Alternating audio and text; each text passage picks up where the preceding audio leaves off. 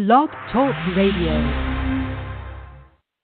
A sunset, like any great melting, heats a vibrant fire that blends wounded parts together in a magic show that transforms, reminds you of a past where the sunrise woke your senses with rays and flares. You realize In Between is a powerful social theater production that sent you through a powerful roller coaster journey, packed with friends, family, and strangers not so strange anymore. There, knowing, soon comes the answers from above, an open sky of wisdom of those who came before, those that cheered you on from the future, a moon that lights your eyes, knowing a rock is near by keeping you company. Then a falling star, a dream worth claiming, appreciating and making your own. Like anything, it's gone that fast, but you know you got it, and the celebration just might be a slumber away. Maybe, just maybe, the people dancing in your mind aren't that far away. Greetings, everybody. Welcome to the Speaking Poorly radio show. I'm your host, Anthony Potter. Today, we got special guest, CJ. He's a carpenter by trade, medically retired, went from business owner to Occupy Sandy and back to the desert. We sit down to hear about his experience and how it changed him and what patterns he saw develop along the way. Maybe we will get a feel for the next year of his plans and travels. We want to go ahead and give a shout out to the 420 Social Club in Tucson, Arizona, providing a place for medical marijuana patients to hang out, get involved in different activities, and have a safe place to medicate. La Andita for running a family-owned restaurant for over 30 years, making sure that people aren't going hungry and offering a place where people can openly speak on the social justice issues. There you can find fine dining in Mexican and indigenous food. We want to give a shout out to Unholy Ink, providing quality tattoos and piercings 24 hours a day within your budget. That's a good shout out for Sparky and Annette and Desiree and Myra and Nick, all who you'll meet when you go there. So let's go ahead and see if CJ is on the line. CJ, are you here with us? Yeah, hi, Anthony. Hi, CJ. Welcome to the Speaking Poorly show. Radio show. We're glad to hear you, and we're glad to hear about your adventures in Wonderland. And so, how have you been lately? Well, it's a pleasure to be here, and thanks for inviting me. I'm doing really good right now. So, let's start off. If you could give a shout out to anybody that really stuck out to you during Occupy Sandy, maybe Occupy in Washington, D.C., maybe Occupy Tucson, or just a friend you've met in your journeys, who would those shout outs go to? Oh my God, there's so many. The whole Rainbow family and Occupy Philly and all the hippies and the freaks that made Occupy Sandy such a wonderful experience.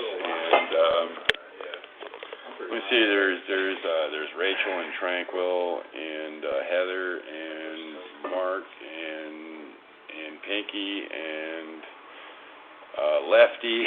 No, there's just so many. Hey, fam. Awesome. So, tell me, you were a carpenter. You had troubles with the bank.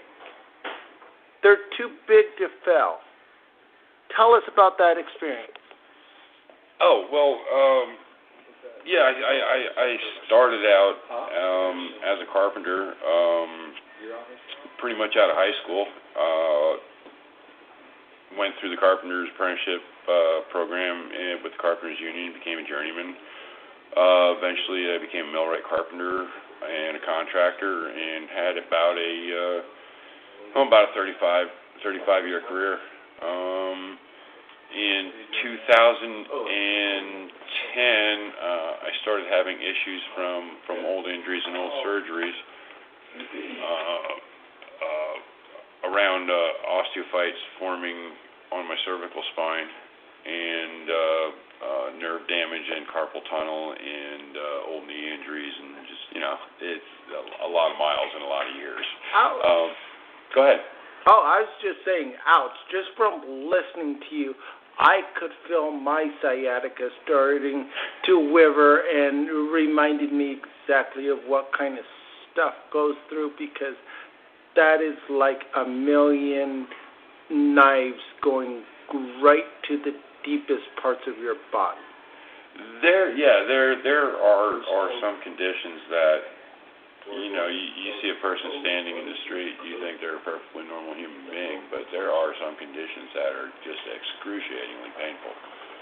And so tell me, when you started having a lot of these issues, as a business owner, you probably sat with government officials, you probably sat with the who's who of your community, you probably knew everybody from your day labor person to the people keeping the city moving.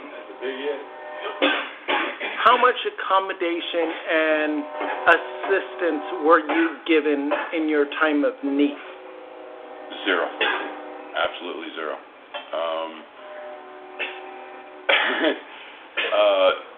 So back to how I wound up homeless and being a homeless advocate was in 2010. My injuries became such that I couldn't work anymore. At that time, I had a heating and air conditioning business. My partner had just kind of bowed out of the business and took a job with the defense industry. So I ended up having my 10th, 11th, and 12th orthopedic surgeries early in 2011. And being an air conditioning contractor in Tucson, if you're not answering your phone on the first ring, there are already 2-3 contractors down the list trying to find somebody to fix to get them out of the heat. It was a long recovery. I lost a lot of money, and we applied for the mortgage modification program, the HAM program that the federal government was offering at the time. Negotiated with PNC National Bank almost 2 full years. I was basically lip service. I caught them doing illegal procedural moves and made them vacate the first foreclosure and scrub my credit. After that, they redoubled their efforts to remove me from my property, and they ended up out-resourcing me. And so tell me, when you are trying to get justice from the bank, what can you expect? You can expect the bank to act in its own self-interest at every turn. In my case, I was told by representatives of PNC National Bank, and I've been a contractor a long time. I've dealt with a lot of bureaucracies. I battled insurance companies all throughout the 2000s on behalf of both my clients and myself. And from what I was hearing, talking to the reps when I was exploring the mortgage modification program, was that nobody knew what the law actually was.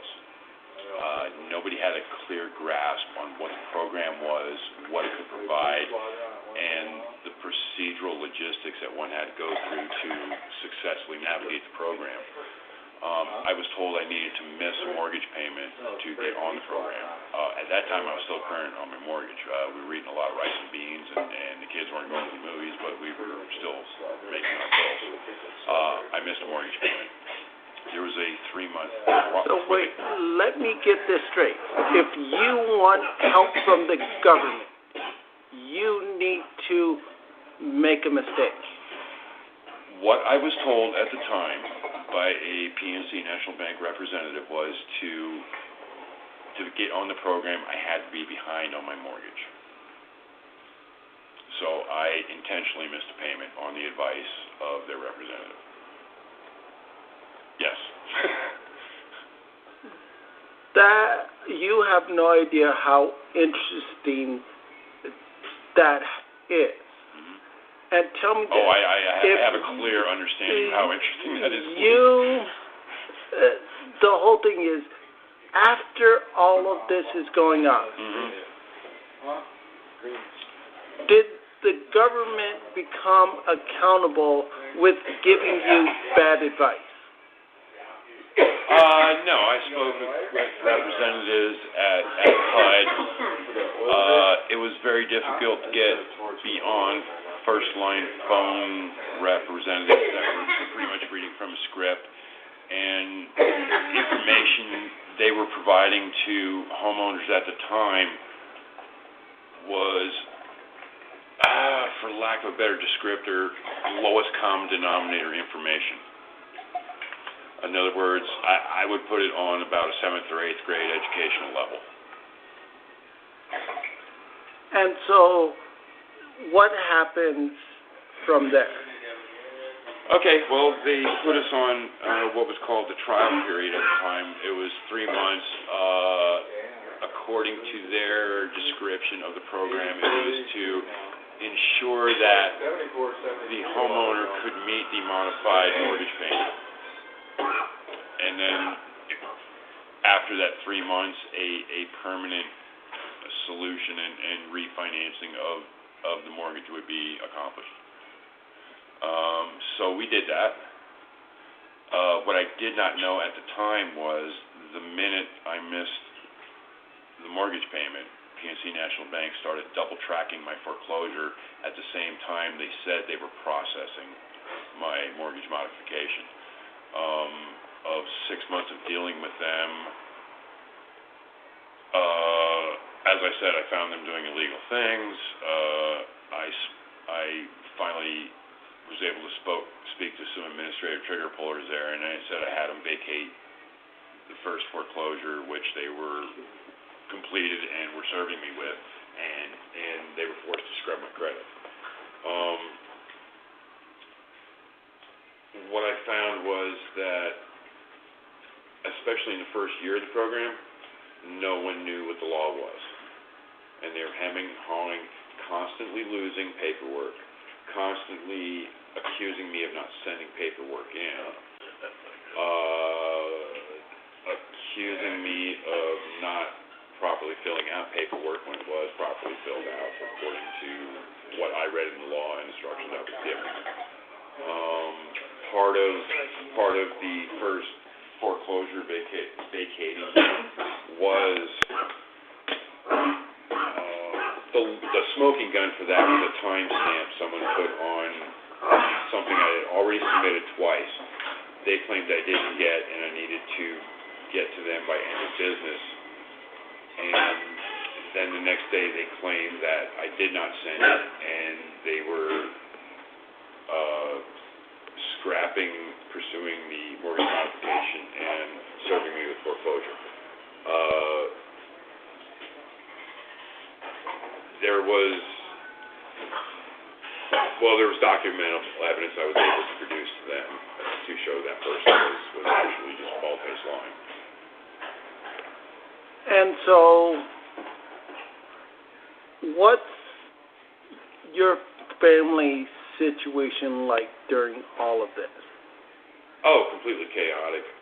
Remember, I'm recovering from 3 major surgeries: titanium vertebrae replacement, C4, C5, and 2 carpal tunnel surgeries. And I also have a semi-functional left leg. So, and I was still working as a contractor at that time. I was diagnosed at 30% permanently disabled all the way back in 1991, and I pursued a career with that, with that designation. My family life was just, my marriage was falling apart. Financially, we were a wreck. The kids, who had a very, very stable upbringing, now they were all in junior high and high school at this point. It was very, very hard for them because their life turned upside down. Their parents turned into people they didn't recognize or understand, and there was no solid. Looking back on it now, we were so wrapped up in trying to save our possessions in life that I think support of our children suffered somewhat during that period. Absolutely. And all the people handling your mortgage and all the stuff handling with that, the issues with the payment and everything else, what's their livelihood like at the time, if you had to guess? The people that work for PNC, right? Bank. If you want to read what the banking industry was doing at that time, Google salon.com, Bank of America affidavits. In there are 6 employees from Bank of America who worked in their mortgage modification department at that time, and there are 6 people in all different levels of that department of Bank of America. All had corroborating stories of just the most pathological and egregious financially criminal acts against the homeowners of America. You don't have enough time in this episode to go into it, but I would urge your listeners to Google salon.com/Bank of America affidavits. And so between all of this going on, how do you get from this to the sidewalk downtown? As I said, I fought for 2 years to save our home and our life. In the end, I was out-resourced. I walked into my bankruptcy with a 732 credit rating and 9 pre-approved credit offers in my back pocket. And I was not allowed into my own bankruptcy initially because I was wearing a WikiLeaks pin on my clothing. And once I got into bankruptcy, the judge said I could not proceed until I produced a Social Security card. My attorney took me out of the proceeding to the Social Security office to get a letter stating that my Social Security number was what it was, and then we went back to the bankruptcy, and then I completed my bankruptcy. At that point, my wife and I were already functionally separated and very soon to be divorced. And at that point in time, coincidentally, Occupy Wall Street started organizing, and I started hearing rumors about that.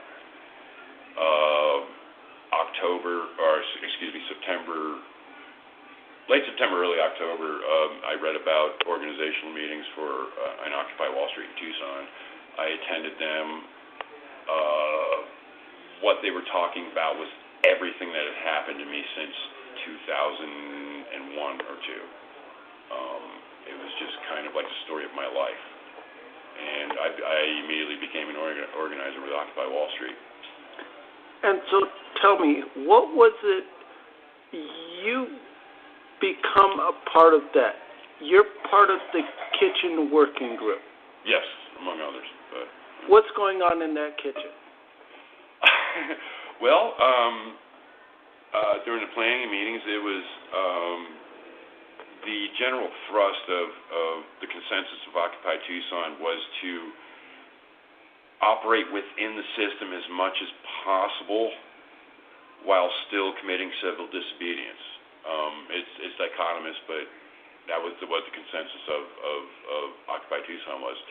So I went down to the county health department, pulled a permit under Occupy Tucson for an event kitchen, an open-ended event kitchen, and we had a fully permitted, coded, and inspected kitchen in the first park we occupied.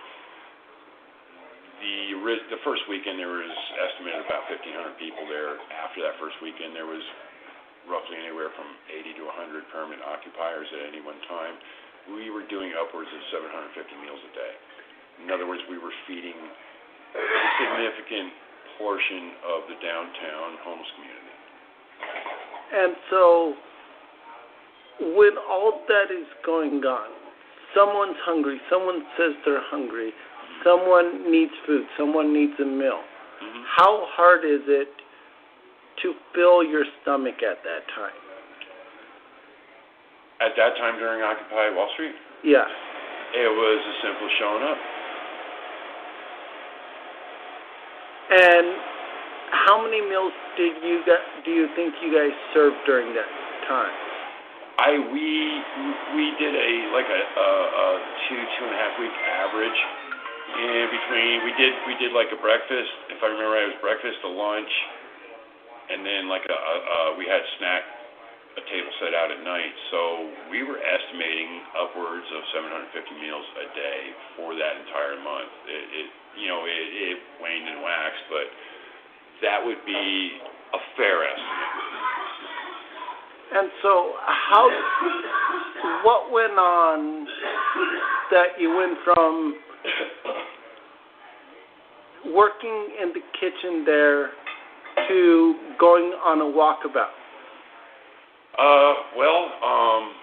The occupation in Tucson, I guess, officially lasted 4 months in 3 parks. By the end of that 4 months, I had 4 solid months of government psychological operations and engineered intentional sleep deprivation. 4 solid months of it.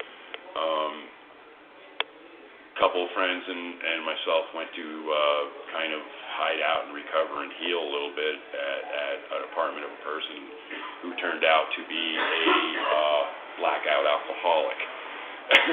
There was an incident where I had to lay hands on him, and I ended up in Pima County Jail on an assault charge,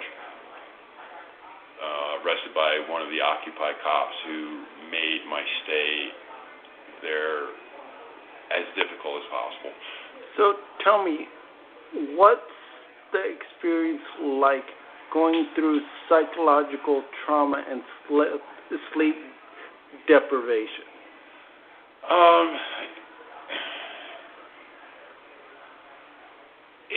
It's interesting.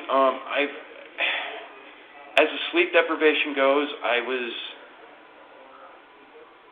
was more highly trained than a lot of the occupiers because I've dealt with severe pain issues for a long, long time. My sleep patterns are sporadic, interrupted, short, and I've learned to function in that kind of semi-haze that you get from not being able to sleep a lot. So everything that happened in Occupy in the aggregate, I mean, was just completely exhausting. So we went there, and I guess the original question was how did I end up in the walkabout? Mm-hmm. Well, once I got released from there, and I was held in Pima County Jail for 11 days without access to an attorney. A public defender did get on the phone with me, I think like the 6th or 7th day I was in there. First thing he said was, we can't talk about your case. Your arraignment's this day, I'll see you there. I showed up in oranges and irons. He took me out in the hall with a Tucson police officer 2 feet away from me. Again, said I could not talk about my case, and the only option I had was to plead out if I didn't want to spend another several weeks in jail until my arraignment, and I had already made plans to go across country and stay with relatives and kind of recover from the Occupy Wall Street experience. I took the plea, and I got out, and I sold the rest of my stuff, and I left Tucson for the rest of the country. And so where did you go on your walkabout? I spent time in the Midwest with relatives. I went to North Carolina to visit my mother. While I was there, Hurricane Sandy hit, and I became, to help out from what I was doing, at that time I was waiting to get my carpenter's union pension out on disability, and I was waiting for that check so I could continue my travels. I became an admin on the Occupy Sandy page that was helping coordinate relief efforts up there. I started talking to a guy that was about 120 miles away from me and wanted to go up and actually physically help. And ended up, he came down because I wasn't driving too good. You know, I took a bus cross country, and then I bought a van and didn't know how I was going to get around because my wrists were really too bad. I couldn't drive. So we hooked up, and we went up there and spent 4 months feeding hurricane victims. And so it's like part of the statistics for Hurricane Sandy, which part of the whole thing is because of how bad it is, that name has been retired, which there's not too many hurricanes that get that privilege. But some of the statistics that are out there was Hurricane Sandy was the deadliest and most destructive hurricane of 2002 Atlantic hurricane season and the second coolest in the United States. The highest winds was 115, which lasted for a little over a minute. A total of $75 billion in damage, over 233 total direct hits. What are you seeing on the ground? We got there, Steve and I got up there about a week and a half, 2 weekish after the hurricane hit. Rainbow Family was already set up there in a 40 by 20 foot kitchen tent, new 2 10 by 10 supply tents, and they were set up in the field next to the Union Beach Fire Department. They were living in tents. There was snow on the ground, and people were getting up at 3:30, 4 o'clock in the morning to start breakfast for hundreds of people. That's what we walked into. The devastation was mind-boggling. Several blocks from the beach end were just completely flattened and leveled. We were in Union Beach, Bayshore, New Jersey, Middletown, the store where they filmed Clerks was there, along Highway 36, and the devastation was just incredible. I've never seen anything like it in my life. And so, at the time Occupy Sandy was going on, I was working for Sears, and every call that we got for a week was people wanting to purchase your basic survival gear that you need, and the roads are wiped out. We have no way to get them anything from or any way to get past Pennsylvania. Mm-hmm. How many people are you feeding? What's the average mentality or emotion or kind of people optimist? Are they pessimistic?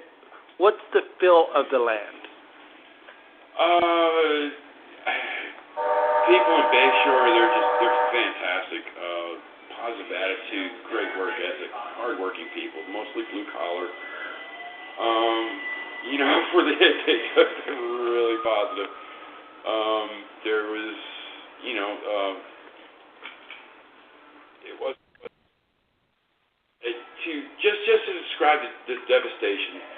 The first week after the hurricane, the Rainbow Family was already there set up. They were feeding FEMA's advance team because they were sent there with per diems to go purchase food, but there was no place to purchase food. Everything was level. There was nothing there. That's kind of what was going on the first couple weeks after that, and we spent a lot of time on logistics of getting donations in and where trucks could come in from and where they could get gas to make it all the way there. That was the first few weeks were a lot of that. And so, had you this kind of destruction? Have you ever been in a disaster zone like that before? No, being in construction, I was involved in building demolitions and that, but no, nothing on that scale. It was truly mind-boggling. I have hundreds of photographs. Do you ever have dreams like you're back there? Is there ever like anything that you experience that momentarily takes you back there? Every time I see a human being doing something nice for someone else, it takes me back there. Because it truly was community. The locals, the people that came in to help, it became a family. It really did. It's amazing how people pull together when everybody's in the same leaky boat. And so, what goes on from there? How long do you stay? Where do you go on the road from there? Well, I was there for 4 months. I probably would have stayed longer, but there was a group that was involved in the relief efforts there that received a sizable inaugural grant, partially for work they were doing in Sandy and partially for work they were doing previous to Sandy. I've been involved in volunteer efforts before, communal situations, business, collaborative efforts. My experience, unfortunately, is when it's kind of a grassroots volunteer effort and all of a sudden a large infusion of money comes in, people get, this is not politically correct, but they get really stupid really fast. And there was a lot of instant territorialism about this money, and it became, I guess the honeymoon was over once the big money came in, and a few of us decided to, one thing we did at Sandy that I'm most proud of is that we followed the axiom of step up to step back. We showed up there. There was years and years of experience. I was one of the least experienced in that kind of there, and we were able, with the beautiful people of Bayshore, New Jersey, to create a very, very strong, vocal, and energetic local activist force there. And the combination of the money discussions and the fact that I felt really good that it was, the relief efforts there were in great hands, and it survives things like the money issues and stuff. So a few of us decided to go out west, and we went to California. And I spent a season at a farm growing vegetables and had a wonderful time. I'd probably still be there. The owner of the property gave me a quarter acre to build a house. I had already had a backhoe come in and dig out a hillside for an earth shift. And then I got a letter from Social Security about disability claim I was pursuing at the time, saying that they were disallowing 15 years of records and that they were denying me, which forced me to come back to Tucson. And I spent a year and a half getting redocumented from 20 years of repetitive stress injuries. So tell me this, how do you have, for most of your life, 30% eligible disability? You have over 15 years of records, and then the government turns around and say, that's not good enough. I'm still digging into that one, Anthony. The short answer is only a suspicion, and my suspicion is that what I've learned so far, my case is not anomalous. There seems to be a pattern of wanting to short arrears by about 50%, and a pattern, it seems to be, like the Social Security Administration is following the McKinsey & Associates insurance industry behavioral patterns from 1999 onward, which is basically deny as many claims as possible for any reason whatsoever, make the claimant fight, or the claims you can't outright deny, lowball them as much as possible, and then make the claimant fight for every penny thereafter. And that's basically what they're doing. I ended up having a hearing on December 8th of last year in which that the federal government's own vocational expert said I was disabled, had no transferable skills. But since I lost my insurance after the bankruptcy and the foreclosure and could not afford or was able to see a doctor from approximately late 2012 to March of 2014 when I was able to obtain access, the federal government is somehow claiming I was not disabled during that time, and that I'm still digging through it. I went to an attorney. I wish I hadn't. My bill ended up being $165 for a case that is not exactly cut and dried. In other words, I have severe disabilities in several areas of my body, and some are results of traumas, but a lot of results of repetitive stress injuries over a lot of years. So there's a case that has to be built up for that. And this attorney, fortunately, did not adequately present that case. So the end result of the hearing was they gave me welfare, SSI, which is half of what I'm entitled to in disability, and they cut my arrears by about 50% time-wise, chronologically.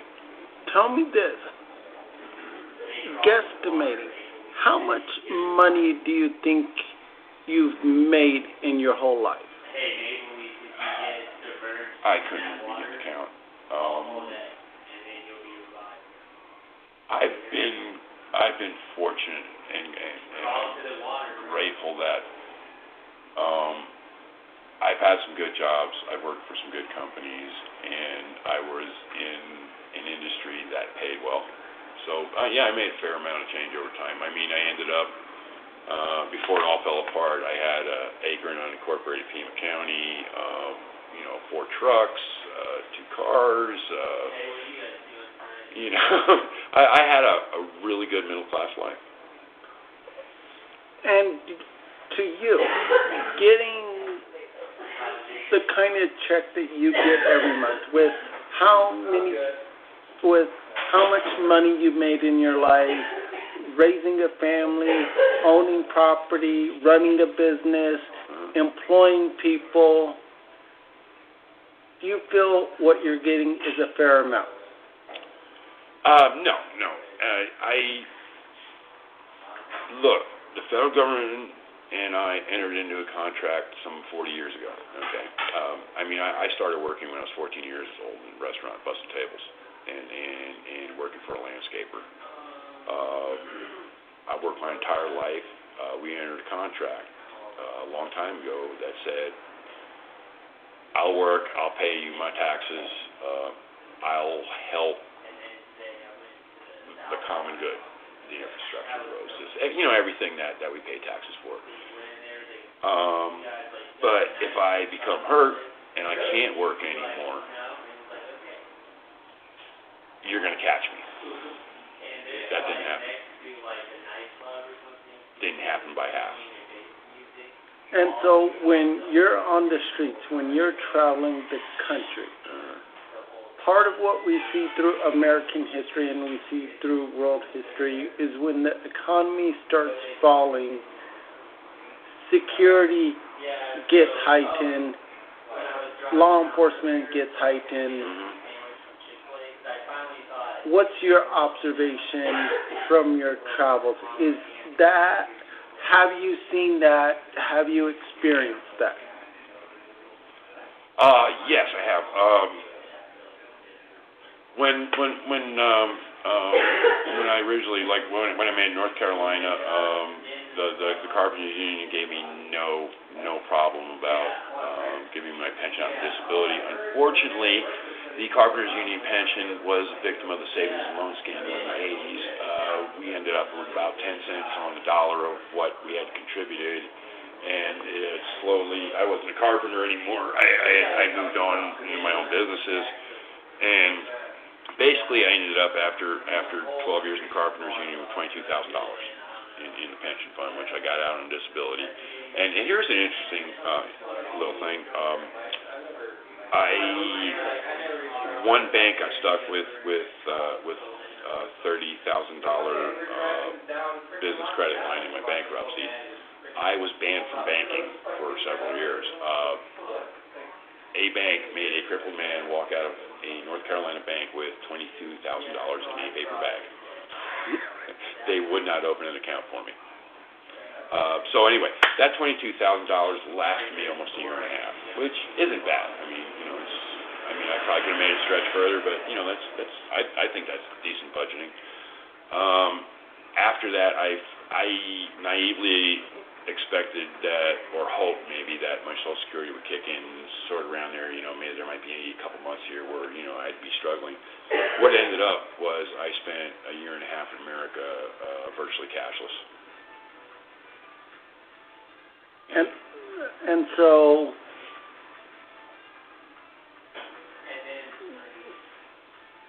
how, if you had to sleep out in public, how safe did you feel?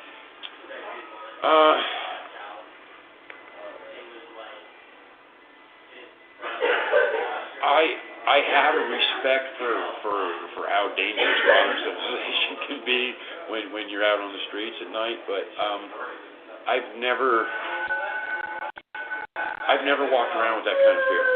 I just maybe I'm an anomaly. I had good training. I grew up in a very rough steel town area in Pennsylvania. I joke that I grew up in Sparta and went to gladiator school. So I don't feel fearful on the streets, except for the police. I've got to tell you, in the year and a half that I was cashless and spanging and going to free feeds and sleeping on sidewalks, I have become very fearful of the police. Is it the police you're afraid of? Is it the politicians that give them order? Or is it maybe secrets of the blue line? All of the above and more. There's, I can't imagine we got more than 5 minutes left in this show, and just this is a subject that just, where do we start touching on it? This is a whole other show. I'd have to say, in the town city I currently find myself in, there's gentrification going on all over the country. Basically, what it is every square inch of America is now strip malls or shopping malls or fast food joints. The only areas left to develop are farmlands or inner cities. And what I found in my travels over 2 years across the country is that there seems to be a socially engineered blueprint of gentrification in the inner cities where they build these sparkling downtown areas designed to really basically suck dollars out of people's wallets for fine dining and entertainment and kind of luxury nights out. Build this huge traffic wall around it and let the infrastructure outside of that area just go to hell. I've seen it in city after city after city. Well, part of that gentrification is removing unsightly and undesirable people from those gentrified areas. And this is happening all over the country.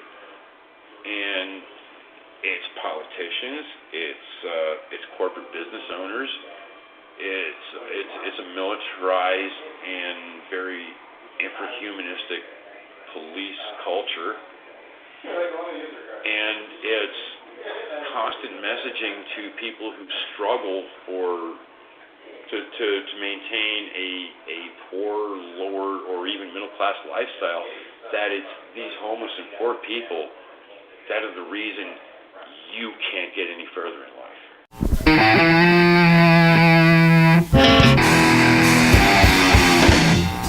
life.